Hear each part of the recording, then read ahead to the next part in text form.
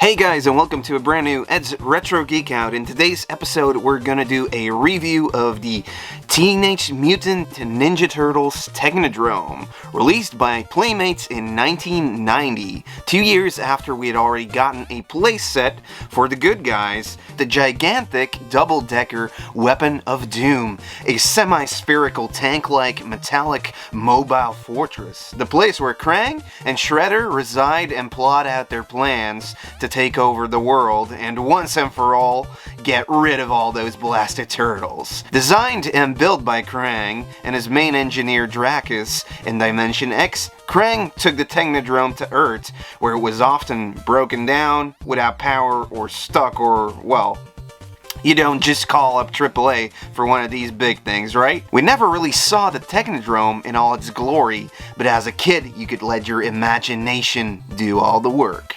Now, plans were already made to release a Technodrome 2 years earlier. The Technodrome was actually announced to be coming to toy stores as early as 1988. In the dealer catalog, we can see a drawing of what they had in mind back then. The Foot Clan's powerhouse on wheels, standing 22 inches high and tall, with Cyclops, the detachable foot radar, rock blaster cannons, and a detachable Tegno Rover vehicle we had also seen in the cartoon. However, the dome didn't open up because it would have actually been a vinyl blow-up dome, taking inspiration from the turtle blimp that was released also in '88. The dome would have been removable and featured a secret drop chute down the center. The space that would open up would allow you to place 15 figures, but no, this is just a picture. This is not the playset that we got. So fast forward 2 years later in 1990, when it was finally flying off the toy shelves for only 50 bucks. And what did we get? The Turtle Terror headquarters, with its menacing appearance, much like it did in the cartoon show.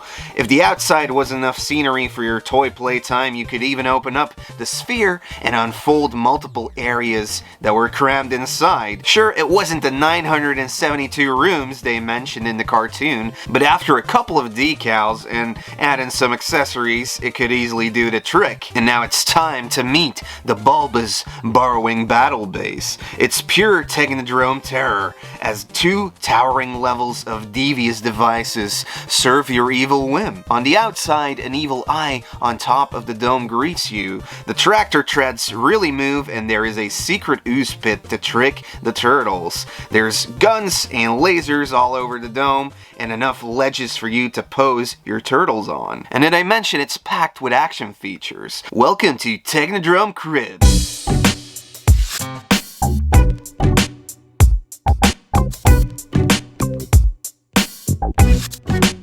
Up top, we got Shredder's Master Mutant Command Center with view screen and retractable hand grip laser guns. Go down one level, and this is where the magic happens in the mutation chamber. With the used dripping scanner, you'll be able to relax on the mutation mat.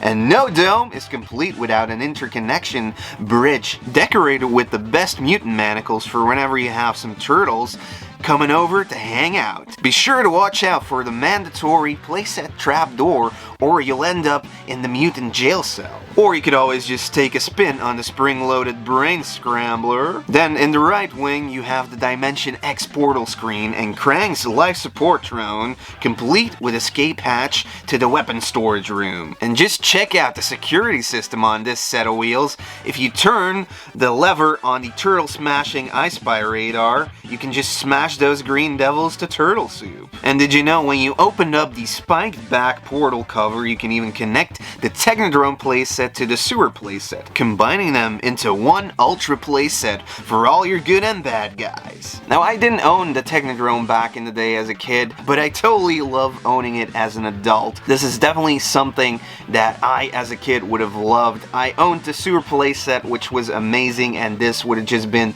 more of that same awesomeness. You got so many action features just slammed into this Technodrome, so the only thing I can honestly just think of is maybe there's not enough room to put your figures on. But then again, if you were to be playing with it, you wouldn't need to pose it. Still, it opens up very nicely, and it's a great way to display your collection as well. It creates a really big space on the floor right next to it. So there's always going to be room to add those extra characters you want in your Technodrome. And it's not just a playset, it seems to also be a vehicle, as you can just ride it around. It was in so much of the cartoon, so to be able to have something that looks almost exactly like it did in the cartoon, it's one of the things Playmates did best. You got this sphere-like looking thing with, you know, cartoony guns drawn all over. Like, it doesn't even make sense how many weapons or cannons are actually on the outside of this thing.